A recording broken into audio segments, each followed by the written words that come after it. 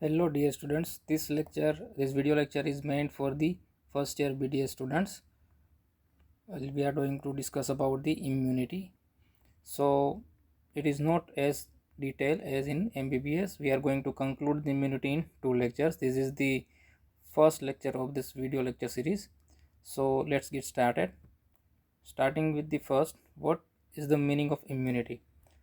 So as you guys know that our environment is rich in variety of the infectious microorganism like bacteria, virus, fungi, protozoa, and etc. So what happens when this microorganism entered in our body? First thing they do is they multiply, and if their multiplication, if their growth and multiplication is does not check by human host, so they eventually kill the human. So therefore, the living being required a very quick and continuous mechanism to kill the invading microorganism on in our body. That mechanism is known as immunity. So as far as the definition is concerned, the main thing that you need to write it down is the capability of the human to resist to what, resist to all type of the microorganism and their products, basically the toxins that tend to damage the tissue or the organs. So you guys already know there are two broad category of the immunity. First one is the innate immunity, it is non-specific, and another one is the acquired immunity. Now again, this acquired immunity is divided into two, active and passive. So before we start our discussion about the immunity, let's make yourself familiar with the certain terminology that we use in the immunity. First terminology is the antigen. So what is the antigen? Basically antigen is a short form of this name, antibody generator. So let's say if any microorganism entered in our body, then our body will start developing immunity at our body start responding that invading organism. So that invading organism must have something with them that will stimulate or trigger the immune response. So by definition, antigen is nothing but a molecule, any molecule that trigger the immune response, it is known as antigen. Next terminology that you need to familiar with is the epitope. So what is epitope? So let me give you a diagram of the antigen. So let's say this is the antigen, this blue colored portion, this entire globular structure is the antigen. Over that globular structure you can easily identify there are three different regions. One is triangular, one is circular, and other one is the rectangle. So these three very specific region that is present over the antigen, that specific region is known as epitope. Okay, so it is nothing but a small region of the antigen that eventually bind with the antibody. Now from this sentence you can easily understand that not the entire antigen will eventually bind with the antibody, it's a small region over this antigen that eventually bind with the antibody. That region is known as epitope. So the other name of this epitope is the antigenic determinant. It determines the antigen capacity. And the next terminology that you need to understand is the hapten. So what is hapten? Hapten is nothing but a molecule that react with the antibody same as epitope. But here's the catch. The difference between epitope and hapten is that hapten is unable to stimulate that production directly. Whose production? Antibody production. So the main difference between epitope and hapten is that both hapten as well as epitope, both are going to bind with the antibody. If we talk about epitope, that epitope is eventually stimulate the production of the antibody, while on the other hand hapten, though they are able to bind with the antibody but they are not able to stimulate their production. Got it? So heptan is also known as a partial antigen. So molecule that react with the antibody but unable to stimulate the production directly, it is known as heptan. So this is the main difference between heptan and epitope. Epitope can stimulate the production of the immunity or the production of the antibody, and that's why heptan is known as a partial antigen.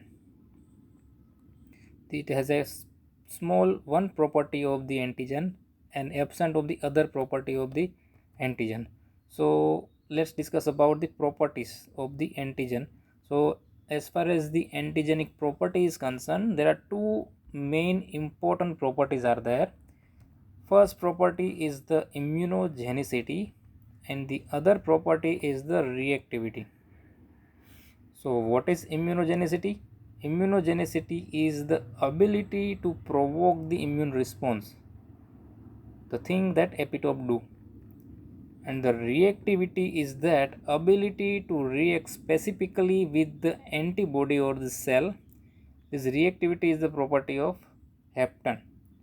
While in case of epitope, it has a both immunogenicity as well as reactivity, while in case of heptan it has only reactivity. It can react with the antibody but are not able to provoke the immune response.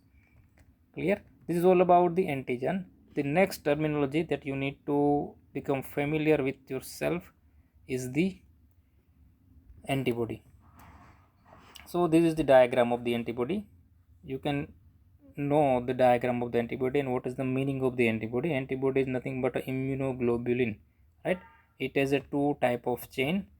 It is a Y-shaped protein basically, and it is a two type of chain. It is a two heavy chain and the two light chain. So in this diagram you can easily correlate with this light chain is the heavy chain and this yellow color chain is the light chain. Clear? And this heavy chain are bind with each other and by a disulfide bond, and light chain and heavy chain is also bind with the disulfide bond.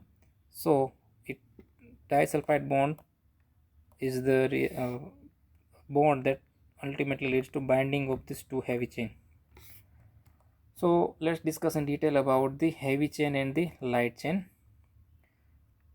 Let me show you a diagram that will give you a clear cut idea about heavy chain and light chain. See, this blue color portion is the heavy chain and this orange color portion is the light chain. Got it? Both this heavy chain will bind with the sulfide bond. Heavy chain and the light chain is bind with the sulfide bond. You can now discriminate these two things, that if we talk about this heavy chain, it has a one very dark colored blue color region and light blue colored region, right? This light blue colored region that is appear on the top, it is known as a variable region, and this VH stands for variable region of the heavy chain. So one terminal of the heavy chain has a variable sequence of the amino acid. It is known as the variable region, and on the other hand this dark colored blue region of the heavy chain is known as constant region. This constant stands for C. The CH stands for constant region of the heavy chain. So one terminal has relatively constant amino acid sequence, that is why it is known as a constant region. Same as the heavy chain, light chain also have a lighter region and the darker region. Same as heavy chain, it has a variable region and the constant region. So light chain also has a same as a heavy chain, it has a variable region and the constant region. Now what is the difference between this variable region and the heavy this dark region or the constant region? Or we become more specifics, what is the function of this variable region? So as far as the variable region is concerned, it is this two, both the heavy chain and the light chain in common. It contain antigenic binding site. So ultimately whenever the antibody bind with the antigen, it use this variable region for the binding of the antigen with the antibody, right? This is all about the detail about the antibody structure. Now let's discuss about the type of the immunoglobulins or type of the antibody. So based on presence of the heavy chain, these immunoglobulins are divided into 5 different types: IgM, G, A, E and D. So starting with the first, IgM, it is have a mu type of the heavy chain, and this mu type of the heavy chain, this IgM, is the first response to the antigen. So whenever this microorganism encountered in our body, immunoglobulin M is formed first. It has a 10 binding site and it cannot cross the placenta, while on the other hand IgG has a gamma type of the heavy chain, and it is most common form of the immunoglobulin and it can cross the placenta. Now as far as the IgA is concerned, it is a alpha type of the heavy chain. It act actually locally, so it do not enter inside the circulation, so it is basically present on the surface of the mucus. Next one is the IgE. IgE stands for epsilon. It has a E type of the heavy chain and is basically designed to react with the allergic reaction. And the last one is the IgD. It is a delta type of the heavy chain and its function is yet to known. This is all about the terminology that we are going to use eventually in our lectures, right? Antibody, then the epitope, then the hapten, antigen, antibody difference, the hapten and epitope difference, and type of the immunoglobulins. Now until this discussion, we know that antigen is eventually entered from outside the human host, right? So basically in your mind there is a belief that whenever antigen is entered or antigen present in the human host is going to from the foreign material, or let's say the microorganism that entered inside the body. But there is one more thing that you need to remember, that there are particular antigen is present in every human being. That antigen, it is known as major histocompatibility complex or MHC complex. Let me repeat one more time in simple word. Antigen are actually present in a host that is very specifically designed for that particular host or human. It is known as major histocompatibility complex, and this antigen is present on every cell. Clear? So by definition, what is the major histocompatibility complex? It is the antigen present on the cell membrane of every cell. It is known as major histocompatibility complex. And this antigen, basically it is a protein in nature, so it is encoded by a particular gene. It is known as a major histocompatibility or histocompatibility gene. And as in the first line I told you that antigen is present in the cell membrane of every cell, so there might be present over the leukocyte or the WBC. So whatever the MHC protein present over the leukocyte, it is known as HLA, means human leukocyte antigen. So whenever you heard the term HLA or human leukocyte antigen, it is nothing but one type of MHC protein that is present over the leukocyte. So based on this last line, I would highlight one more thing. Every human being has a particular HLA. So has a very specific HLA. So no two person except the identical twins have a same MHC protein. So this HLA typing or the MHC typing is studied in very detail for the organ transplantation. So if any particular person needs the organ from the other person, first thing the doctor do is it match the HLA. Person who is going to give the organ and person who is going to receive the organ. If both the HLA is matched, then and then eventually that person will get the organ. Otherwise there is a immune reaction and will lead to organ rejection. So no two person except the identical twins have a same MHC protein. So it is better to give organ from identical twins, or if they do not have identical twins, if the person do not have identical twins, then studied about HLA typing. If the HLA typing is matched, then and then transplantation of the organ will take place. So this is all about the basic understanding about the MHC typing. So basically there are two type of the MHC protein. One is the class 1, another one is the class 2. So what is the difference between class 1 and class 2? Class 1 is found on the surface of all the cell except RBC. Alright. Type 1 MHC protein is present on every cell except RBC, while on the other hand MHC class 2 is present only to the immunologically reactive cells, basically the B lymphocyte, macrophage, monocyte and activated T cell. Now what is B lymphocyte and what is activated T lymphocyte, we are going to learn eventually in our next lecture.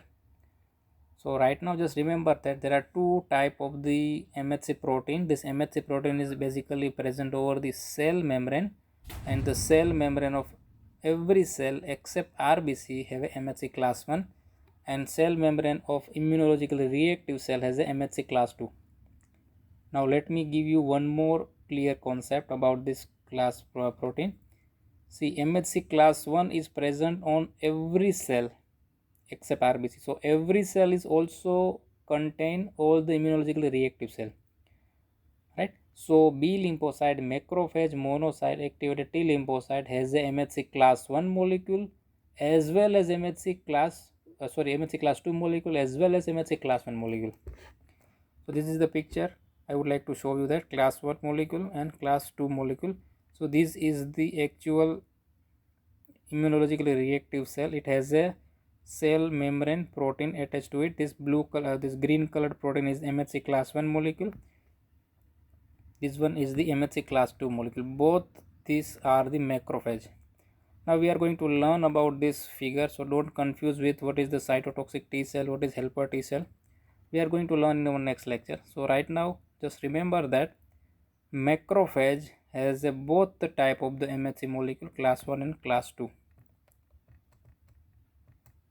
So now discuss about the type of the immunity. So there are two type of the immunity that we already learned: innate immunity and acquired immunity. Again, acquired immunity is divided into the two type, active and passive. Again, active immunity is divided into the two. One is known as the natural immunity, another one is known as the artificial immunity, and the artificial immunity will known as the immunization. The artificial active immunity is known as immunization. Passive immunity on the other hand has the same type of the division. One is the natural immunity and artificial immunity.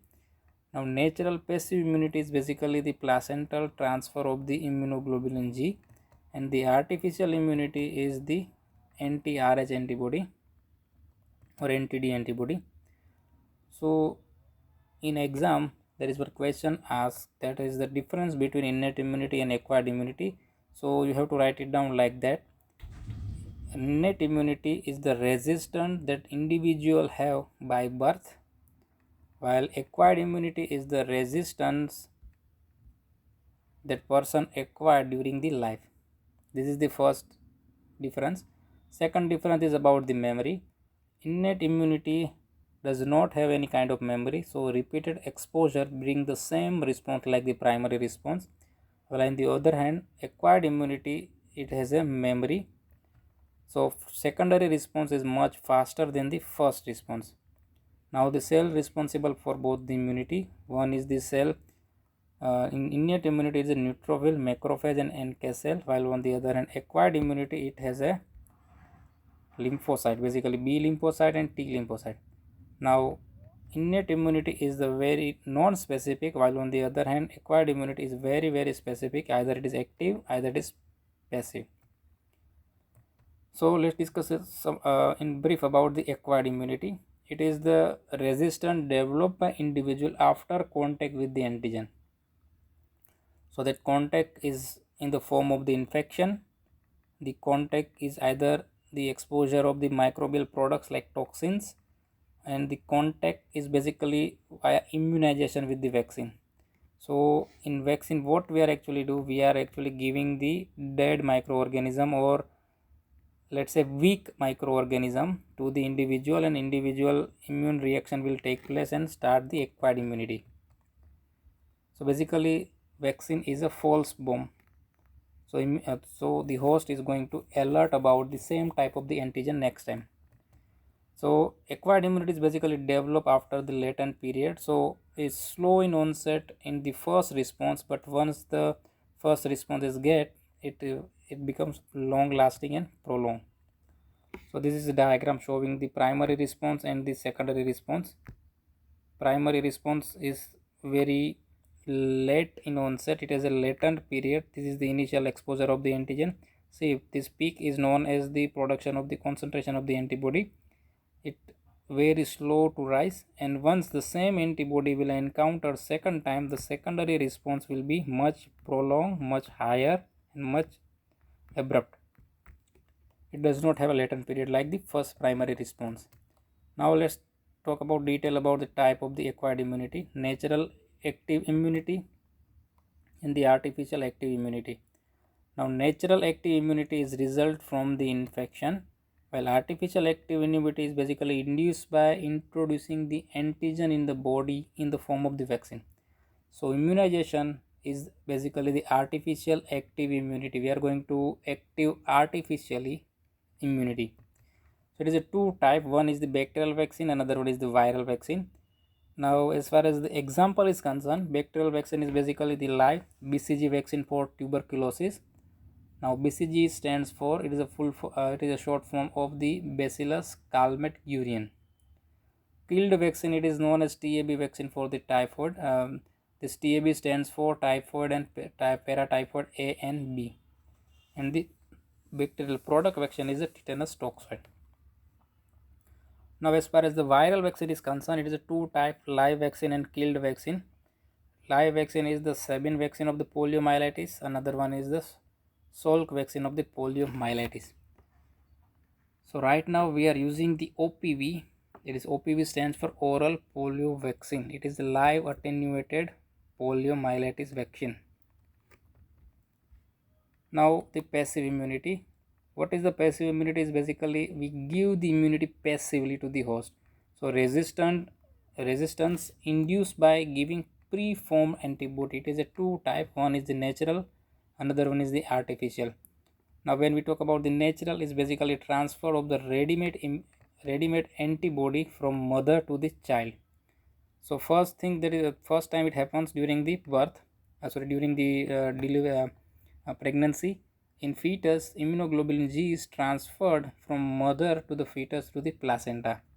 So basically the fetus is going to get immunized by passively to the microorganism. Next one is after the birth, is basically via breastfeeding, immunoglobulin is going to pass from the mother to the fetus via breast milk. This is all about the natural passive immunity. Now artificial passive immunity is basically transfer of the ready-made antibody to the person by injection. It is basically the tetanus serum, anti-tetanus sera and anti-D sera.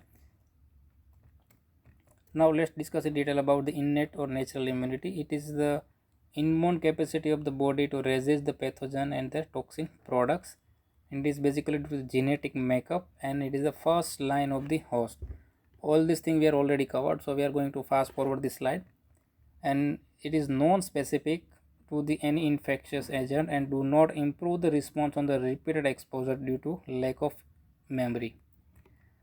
So how this immunity will work, how this innate immunity and acquired immunity will work, this is the basic idea that I am going to give you in this slide. First, innate immunity come into the action. First, whenever there is an invading microorganism enter in our body, first thing that happens is the innate immunity come into the action. If problem do not solve, then it called the acquired immunity, and once the acquired immunity is initiated, it start the humoral immunity and cell mediated immunity. Now the types of the non-specific immunity: first is the mechanical defense, then the chemical defense, then defense by NK cell. NK stands for natural killer cell, then the defense by phagocytic cell, and finally defense by inflammation and fever. So let's start with the first one, is the mechanical defense. So first one is the skin. Skin, it form a physical barrier, so it prevent the microorganism from the entry. In the same fashion, mucous membrane that is present over the nasal cavity or the oral cavity, so it form same physical barrier, so it prevent the entry of the microorganism. Third mechanical defense is the mucus. That mucus is present in the respiratory tract and the GI tract, both the tract. So mucus is a thick viscid material. It traps the microorganism from entering the human host. Next one is the hair and cilia. So you know that every entry of our body, every orifice in our body that tends to enter, the microorganism tends to enter inside our body by this opening. Every opening has a hair around it.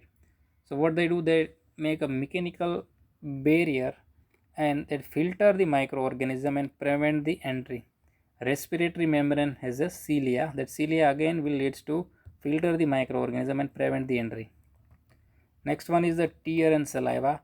It wash away the microorganism and dilute the chemicals that is secreted by that microorganism.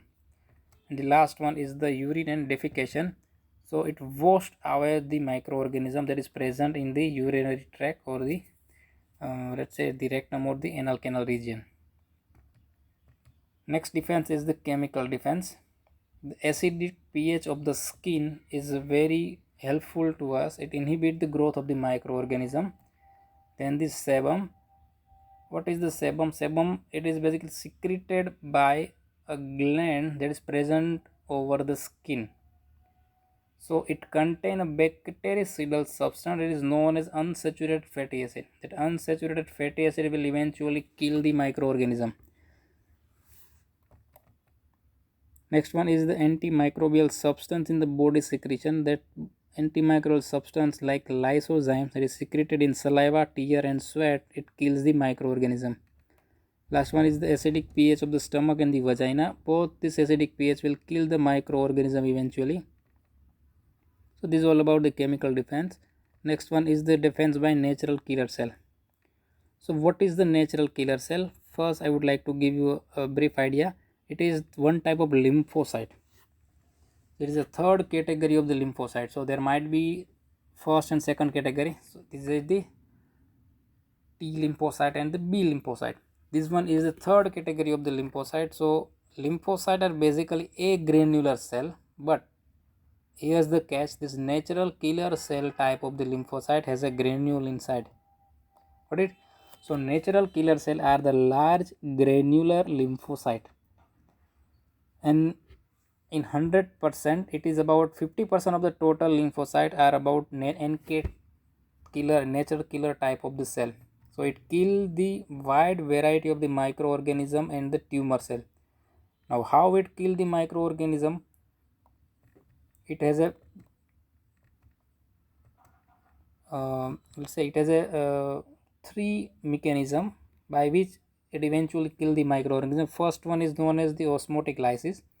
What they do in osmotic lysis, whenever this natural killer cell will come in contact with the microorganism, they introduce one channel. That channel is known as perforin inside the microorganism. So by this channel perforin, this microorganism cell membrane is broken, and there is a one hole will appear in the microorganism cell membrane. So it basically leads to increase flow of the fluid from outside to the inside. So it leads to swelling of that microorganism, and ultimately by this osmotic swelling, the cell membrane of the microorganism is going to rupture, and it causes the osmotic lysis. Second one, it releases a particular substance known as interferon. That interferon has a capacity to activate phagocytosis and immunity. Got it? So what phagocytosis do? It eventually kill the microorganism. And interferon basically designed for virus. So it is antiviral substance. The interferon is antiviral substance. Third one is that it recognizes the antibody coated target cell and kill them. So we already know that the target cell in this discussion is the invading microorganism, and we already know that invading microorganism has an antigen attached in the cell membrane. So whenever this invading microorganism entered inside our human body, the antibody about that it going to bind with the antigen that is present over that particular microorganism. So now that microorganism is covered with the antibody. So what natural killer cell do? Natural killer cell will identify that microorganism that having a antibody coating, and they identify that this antibody coating organism is the foreign material or foreign particle, and it kill them eventually by above mentioned two mechanism. One is the release of interferon, another one is the osmotic lysis. Now this third mechanism by which natural killer cell will kill the microorganism, it is known as ADCC. The meaning of ADCC is antibody dependent cell mediated cytotoxicity. Now next one is the defense by phagocytosis. Now you guys already know what is phagocytosis. It is the cellular process by which cell can engulf a foreign body. There are two phagocytic cells are present in our body. One is the neutrophil, another one is the macrophage. And you learn in very detail about the phagocytosis in previous lecture of the WBC, right? So let's discuss in very briefly about the phagocytosis. What are the steps of the phagocytosis?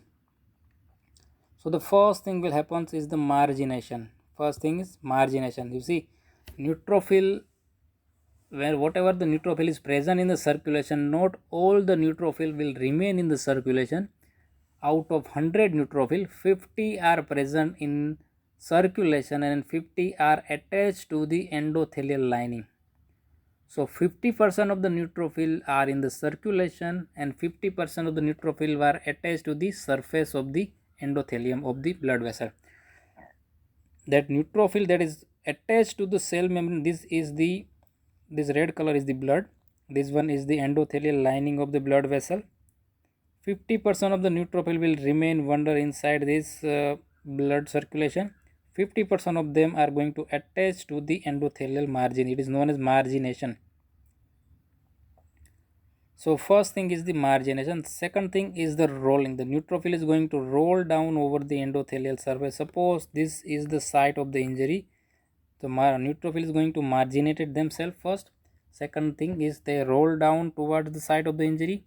Then they attach to the endothelial very firmly, and after that they transmigrate themselves outside the blood vessel inside the tissue where the actual site of injury or the entering microorganism will be present. This transmigration from the site of the neutrophil to the site of the infection, it is done by particular chemicals. That chemicals is secreted by the damaged tissue. It is known as chemotaxis, right? The mechanism is known as chemotaxis. So this is about the how the neutrophil will eventually reach the site of the infection. Now what they do once they reach the site of the infection, how neutrophil work. So you already know how the neutrophil will work in phagocytosis. Neutrophil will spread the pseudopods and will engulf the bacterium or the foreign material. Then it make a vesicle that have that particular microorganism. It is known as phagosome. That phagosome will ultimately bind with the lysosome. That lysosome have a bactericidal substance in it. So both this vesicle, phagosome and lysosome, is eventually fused and make a phagolysosome. Once the phagolysosome will form, it lyses the bacteria and antigen become free like this. And this free antigen will eventually reach to the lymph node and contact with the lymphocyte. So how we are going to write it down, how neutrophil will work. First thing they do is bacteria engulfed by the neutrophil. Neutrophil release the lysosome, bacteria lyse and antigen become free. Free antigen will move in the lymph to the lymph nodes. Now once they approach to the lymph node, this free antigen come in contact with the lymphocyte. This is all about the how neutrophil work. Now let's discuss how macrophage work. So macrophages actually deal the bacteria differently. How differently? Macrophage are the advanced. What neutrophil do? Now listen carefully. What neutrophil do? Neutrophil will just engulf the bacteria, kill the bacteria, and lyse the cell membrane and release the antigen inside the circulation, or let's say in the lymph. So neutrophil is basically throwing the antigen inside the lymph, and this antigen itself travel inside the lymph and reach to the lymph nodes, or sorry, the lymphocyte, appropriate lymphocyte in the lymph nodes. Now macrophages are very advanced. They do not just throw the antigen inside the circulation, inside the lymph circulation. They process that antigen. How they process the antigen, that we will discuss in detail in later on. So once they process, after processing they present this processed antigen to the lymphocyte. The macrophage personally go to the each and every lymphocyte, and once the specific lymphocyte will react with the specific antigen that macrophage is presenting, it is the function of the macrophage. So it is known as antigen presenting cell. So macrophage is going to present to where? Macrophage is going to present the antigen to lymphocyte. So let me show you a diagram. See, this is the macrophage. This one is the microorganism. First few steps are the same as the neutrophil. They form a phagosome. This one is the lysosome. Both are combined to make a phagolysosome. Then this phagolysosome will eventually kill the microorganism and release the antigen. Now what neutrophil do? This sixth step. Neutrophil will release the antigen. It throws the antigen inside the lymph. While on the other hand, what macrophage do? Macrophage will present this antigen over the cell membrane of the macrophage. These red colored dots are the antigen, and this V-shaped vessel over which the antigen is present is known as MHC molecule, whether it is MHC class 1 or whether it is MHC class 2. So this is how the antigen presentation will work. So there are different type of the antigen presenting cell. The most common one is the macrophage, another one is the dendritic cell, and the third one is the B lymphocyte.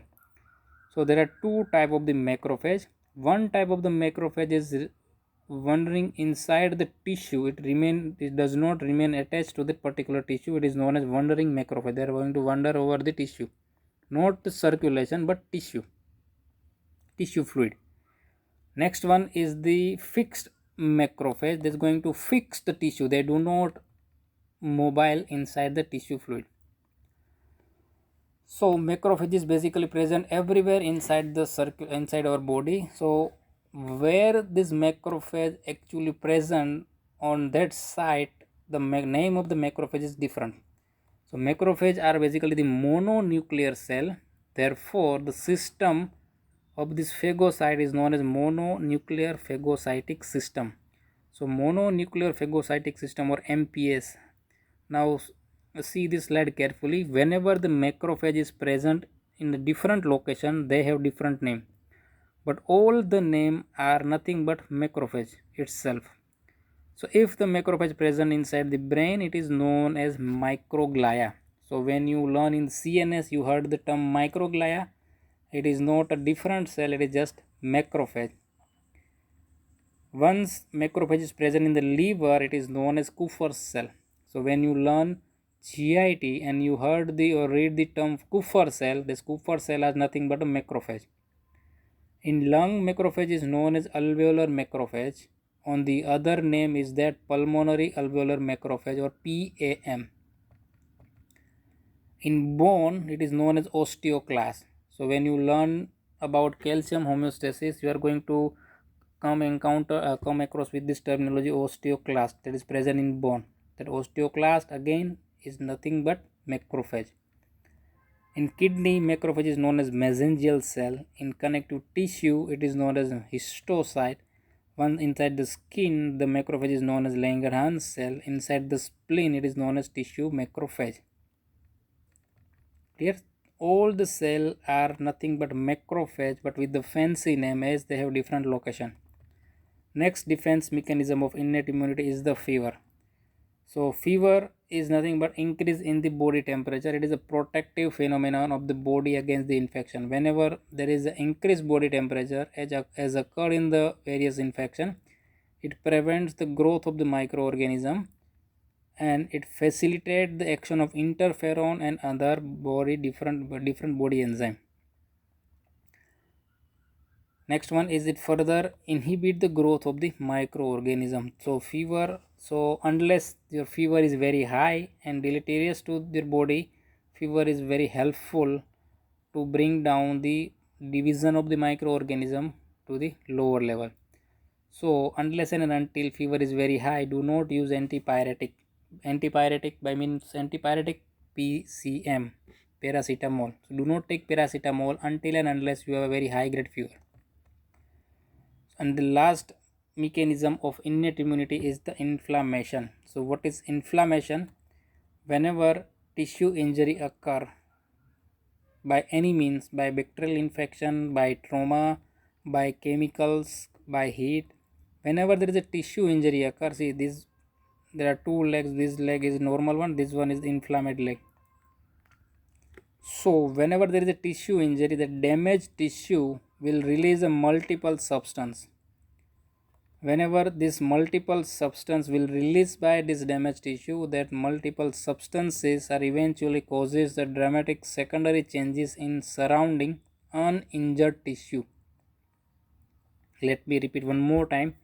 Whenever tissue injury occur, the tissue injury will injured tissue will release certain substances, and due to this release substances, that substances cause dramatic secondary changes in the surrounding uninjured tissue. That secondary changes is known as inflammation. This entire complex of events is known as inflammation. So what are the stages of the inflammation? Inflammation has basically 5 different stages. First is the damage to the tissue. This pain is going to prick their body and it has a chances of bacterial entering the bacteria inside the body. The first thing it causes is the release of the substances, chemical signals. It releases the chemical signals. After that, these chemical signals will go causes the dilatation of the blood vessel. So by dilating the blood vessel is going to increase the blood flow to the damaged tissue. Then next thing it will do, it causes the increased capillary permeability.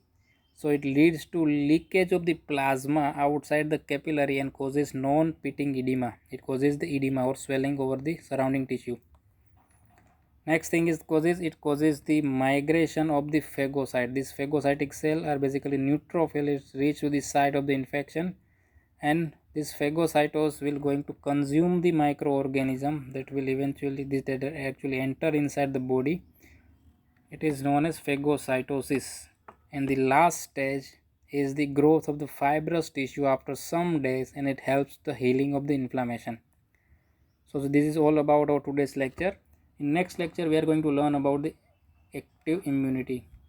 Thank you.